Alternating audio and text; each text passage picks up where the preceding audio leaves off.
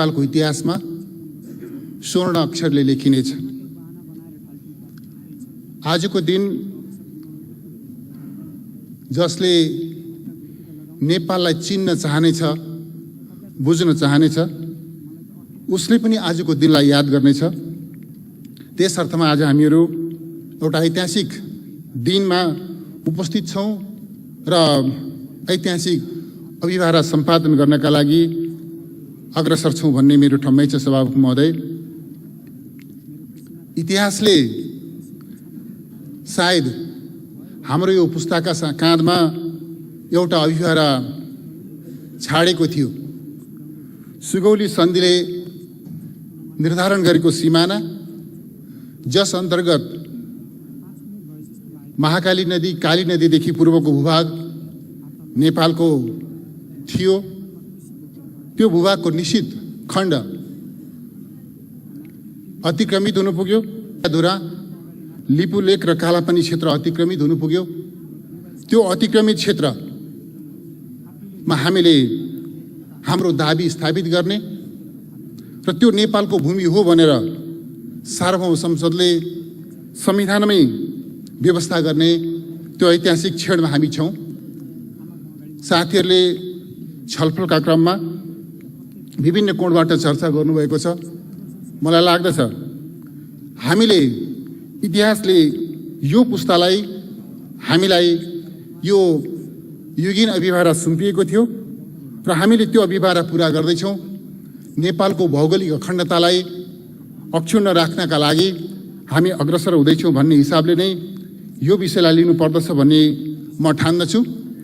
यो ऐतिहासिक काम सम्पादन गर्नका लागि, यो ऐतिहासिक अभिभारा पुरा गर्नका लागि खास गरिकन नेपाल सरकारले, सम्माननीय प्रधानमन्त्री केपी शर्मा ओलीजीको नेतृत्वमा नेपाल सरकारले जुन प्रकारको अग्रसरता लियो, नेपालको नक्सा सच्याउने र प्रकाशित गर्ने जुन निर्णय गर्यो, तदनुकूल संविधानको अनुसूची 3 मा अंकित निशान छाप र त्यहाँ रहेको नेपालको नक्सालाई पनि अद्यावधि गर्ने हिसाबले संविधान संशोधनको प्रस्ताव सदन समक्ष प्रस्तुत गरेर सिङ्गो राष्ट्रलाई जसरी साथमा लिएर अगाडि बढ्ने अठोट गर्यो, सङ्कल्प गर्यो, पहल कदमी लियो र जसका वरिपरि आज सिङ्गो राष्ट्र गोलबन्द भएको छ, यो अग्रसरताका लागि नेपालको भौगोलिक अखण्डतालाई अक्षुण्ण राख्ने यो युगीन अभिभारा पुरा गर्नका लागि सिङ्गो राष्ट्रलाई, सबै राजनीतिक दलहरूलाई, सबै तहका जनप्रतिनिधिहरूलाई र सम्पूर्ण नेपालीलाई साथमा लिएर यो युगीन अभिभारा पुरा गर्ने अभियानको नेतृत्व गरेकोमा म सम्माननीय प्रधानमन्त्री केपी शर्मा ओलीज्यूलाई, नेपाल सरकारलाई हार्दिक रूपमा धन्यवाद भन्न चाहन्छु र बधाई भन्न चाहन्छु। सभामुख महोदय, यस बीचमा हामी एकातर्फ यो भूमिमा, अतिक्रमित भूमिमा हामीले हाम्रो हक स्थापित गर्छौँ भनेर त्यसतर्फ दहरा र गहकिला कदमहरू चाल्दै थियौँ। त्यही बीचमा मानिसहरू आशंका पनि गर्दै थिए।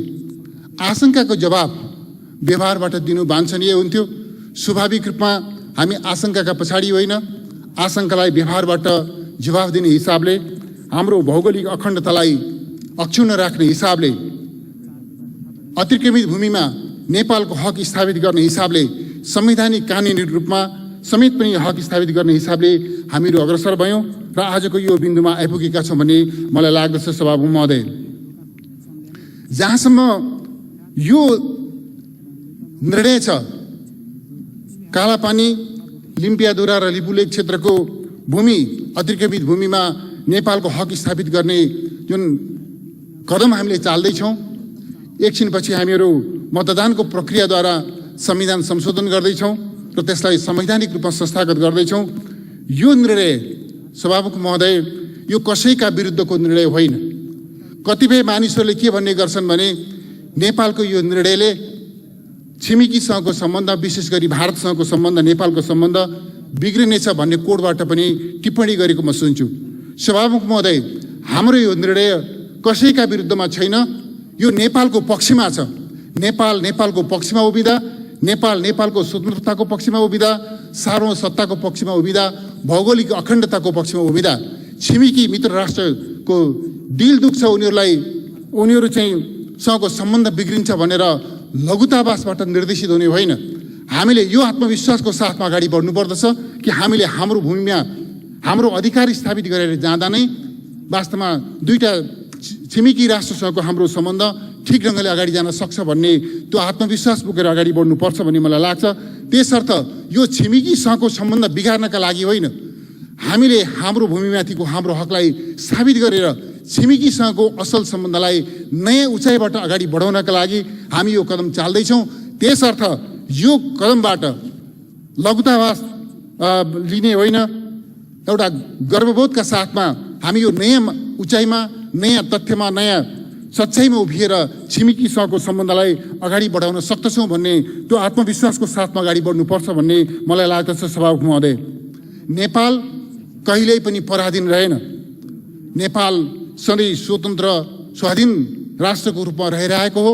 एउटा कालखण्डमा हाम्रो केही भूमि अतिक्रमित हुनु पुग्यो, त्यो अतिक्रमित भूमिलाई हाम्रो हक स्थापित गर्दैछौँ र नेपालको स्वतन्त्रतालाई, नेपालको सार्वभौमसत्तालाई, नेपालको भौगोलिक अखण्डतालाई नयाँ उचाइबाट सुदृढ तुल्याउँदै अगाडि बढ्दैछौँ र यसले छिमेकीसँगको सम्बन्धलाई र अन्तर्राष्ट्रिय सम्बन्धलाई हामी नयाँ ढङ्गले अगाडि बढाउन चाहन्छौँ र सक्छौँ भन्ने सन्देश पनि आजको दिनले दिनेछ भन्ने मेरो विश्वास छ। सभामुख महोदय,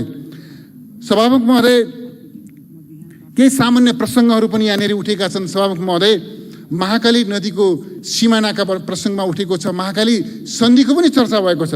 सभामुख महोदय, महाकाली सन्धिका बेलामा जुन खालको पदावलीको प्रयोग भयो, महाकाली नदीको अधिकांश भाग सीमा नदी भनेर जुन खालको पदावलीको प्रयोग भएको छ, यसको अर्थ के हो भने सभामुख महोदय, महाकाली नदीदेखि पूर्व भारतको भूभाग छ भन्ने होइन। सभामुख महोदय, महाकाली नदीदेखि पश्चिम पनि नेपालको भूभाग छ भन्ने कुरालाई यो चाहिँ महाकाली सन्धिमा अङ्कित गरिएको त्यो पदावलीले प्रतिनिधित्व गर्दछ भन्ने मेरो बुझाइ हो। सभामुख महोदय, हामी सबैलाई थाहा छ महाकाली नदीदेखि पश्चिम पनि दोधारा चाँदनी छ र दोधारा चाँदनी नेपालको भूभाग हो भन्ने कुरा स्पष्ट छ।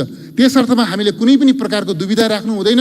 महाकाली अधिकांश भूभागमा महाकाली नदी सीमा नदी हो भन्नुको अर्थ महाकाली नदीदेखि पूर्वमा भारतको भूभाग छ भन्ने होइन, महाकाली नदीदेखि पश्चिममा पनि नेपालको भूभाग छ भन्ने सच्चाइलाई त्यहाँ अङ्कित गरिएको। त्यसर्थमा त्यो सन्धिमा अङ्कित अभिव्यक्तिलाई पनि अन्यथा अर्थमा बुझ्नु वाञ्छनीय हुँदैन भन्ने मलाई लाग्दछ। सभामुख महोदय, प्रसङ्ग आएको छ, कागजमा लेखेर मात्रै, कागजमा कोरेर मात्रै, नक्सा बनाएर मात्रै भूमि प्राप्त हुँदैन।